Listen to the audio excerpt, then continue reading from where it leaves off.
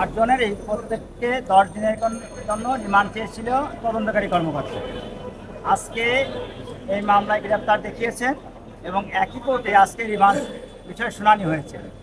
আমরা বলেছি যে এজাহারে এই আসামিদের কারো নাম নাই এবং তদন্তকারী কর্মকর্তা যে ফরওয়ার্ডিংয়ে রিমান্ড চেয়েছেন এইখানে কোথাও বলেন নাই যে যেহেতু আসামিদের নামে যায় নাই, কোনো সাক্ষীর মাধ্যমে জেনেছেন, কীভাবে জেনেছেন, একদম কোনো কিছুই নাই, ফ্রেশ একটা রিমান্ডের আবেদন ছাড়া কোনো কিছুই না।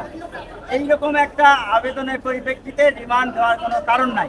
তাছাড়া বর্তমান যুগে ভিডিও ফুটেজ অথবা কোনো মোবাইলের ডাটা সংগ্রহ করে কোনো স্থিরচিত্র কোনো কিছুই নাই। এই এই সমস্ত ক্ষেত্রে যেহেতু দরখাস্ত করে আসামিরা বাংলাদেশের পরিচিত মুখ, সেখানে গেলে সে তখনই তাৎক্ষণিকভাবে জিনিসটা জানা যেত। কিন্তু দুর্ভাগ্য বিষয় যে বিজ্ঞ আদালত আমাদের বিষয়টি বিবেচনা নেন নাই। এমনকি একজন রানিং মহামান্য হাইকোর্টের সিটিং জাজ, তিনার ছেলে এখানে গ্রেপ্তার হয়েছেন এবং তাকেও একই সাথে সকল আসামিকে 5 দিন রিমান্ড দিয়েছেন। এবং অনেক আসামিরা ইতিপূর্বে জানিয়েছিল যে তাদেরকে শারীরিকভাবে নাজেহাল করা হচ্ছে। আমরাও সেটা বিজ্ঞ আদালতকে বলেছি যে ভবিষ্যতে যাতে এটা না হয় সে বিষয়টি আপনার আদেশে রাখবেন। এবং আসামিরা শারীরিকভাবে অসুস্থ, মহামান্য হাইকোর্টের উচ্চ আদালতের যে সিদ্ধান্ত আছে সেই বিষয়েও আপনি আপনার নির্দেশনা দিবেন।